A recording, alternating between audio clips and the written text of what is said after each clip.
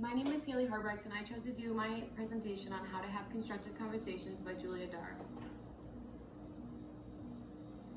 In 2019, Julia published a book called Decision Maker's Playbook. She joined the Boston consulting group BCG in 2009, where she is the co-founder and leader of Be Smart. Be Smart is BCG's behavioral economics and insights initiative that allows Julia to share her passion and experiences to private and public sectors by implementing transformational strategies through non-behavioral change. She has led and advised a variety of public sector and social impact organizations, including economic development, finance, education, labor, and social welfare.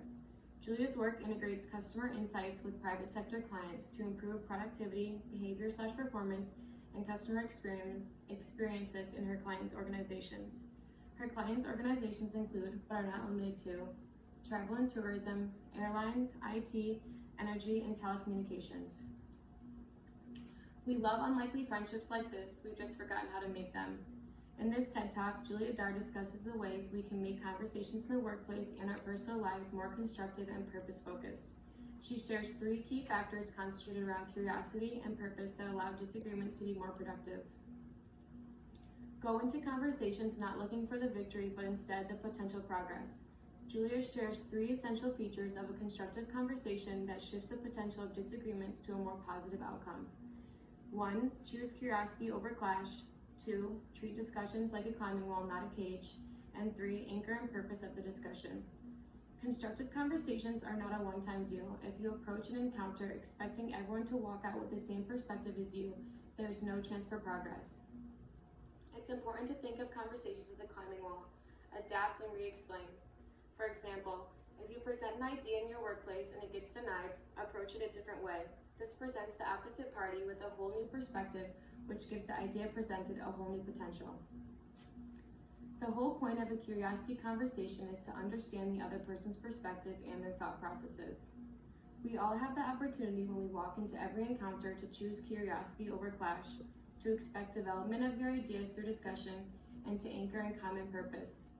Next time that someone says something you instinctively disagree with or violently react to, you only need one question. I never thought about it that way before. What can you share that would help me see what you see? What's significant about the curiosity approach is that it tends to lead the people you are curious about to become curious about you as well. They begin to wonder what it is you see and whether they can see it too. Expect to learn from the challenges you receive. Julia shares that it's important to expect challenges, but it's even more important to learn from those challenges. The curiosity approach allows you to use the objectives you receive and make your ideas and proposals better. This is where the strategy of development comes into play in constructive conversations. Julia states that, in some ways, development is a service that we can do for others and that others can do for us. She points out that it makes the ideas sharper, but also the relationships warmer. Even though these are all productive strategies, it is still very common to have conversations that feel like they're going nowhere. But Julia points out that these situations can be because the purpose of the discussion is not clear. A clear sense of purpose is crucial in constructive conversations. In order to develop a clear sense of purpose, you need to 1. Be there to listen, 2. Be there to learn, and 3. Share your point of view. Once the purpose is understood by both parties, then the conversation can move on with a shared vision that allows decisions to be made more productively. In a diverse organization, what does it take to bring a group full of differences together and hold them together? Julie explains that it takes someone like a boss, manager, or leader to take responsibility in reminding the organization of their shared purpose. The key to dominating a diverse atmosphere is to focus on the common shared purpose of the organization. If people in our organization are more focused on their differences than their similarities, then every debate is a fight. Julia shares that if we put our problems and challenges before us, then every potential ally instead becomes an adversary. Chapter 10 of our textbook focuses on leader-member relationships, and I chose to focus specifically on the interpretive perspective. According to our text, Velaster and Chertononi concluded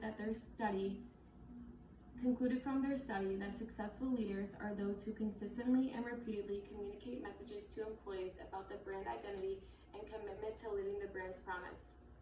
In regard to the question on the last slide, in a diverse organization, what does it take to bring a group full of differences together and hold them together? Julia answered that all it takes is a leader to remind others of the shared purpose. This allows everyone to come together with similar values and goals. This interpretive leadership approach is valuable when it comes to encouraging constructive conversations. When an organization can share common values and priorities, it takes away the focus of underlying differences and allows potential disagreements to be solved in a more constructive way. In Chapter 10, the section Leadership and Ethics provides 3 basic communication-based strategies. 1. Communicating appropriate values to create a moral climate. 2. Maintaining adequate communication to be informed of organizational operations. And 3. Maintaining openness to signs of problems. This directly relates to the curiosity approach shared by Julia in her TED Talk, specifically when she states that the whole point of a curiosity conversation is to understand the other person's perspective and their thought processes. All 3 of these strategies correspond to Julia's idea of choosing curiosity and striving to understand all the perspectives possible in a conversation.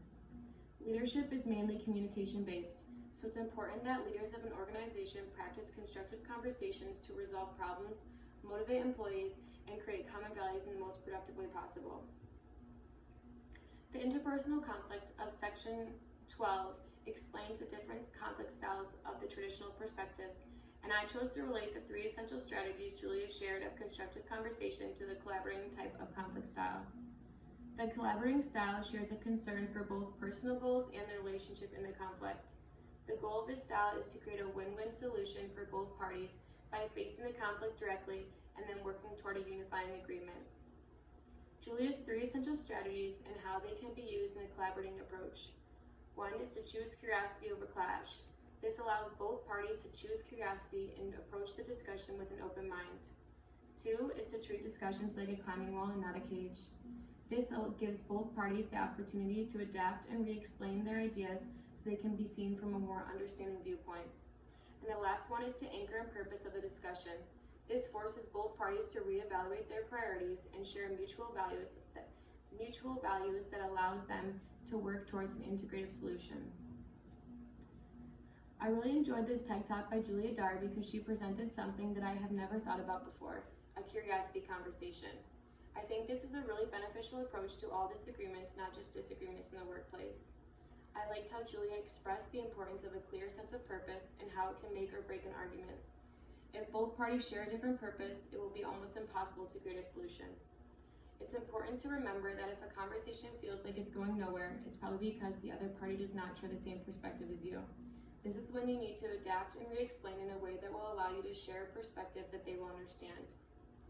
Julia's strategy of adapting and re-explaining heightened my perspective of organizational communication because I realized that not everyone has the same values and priorities, and the only way for them to understand your ideas is by presenting it in a way that aligns with their values and priorities.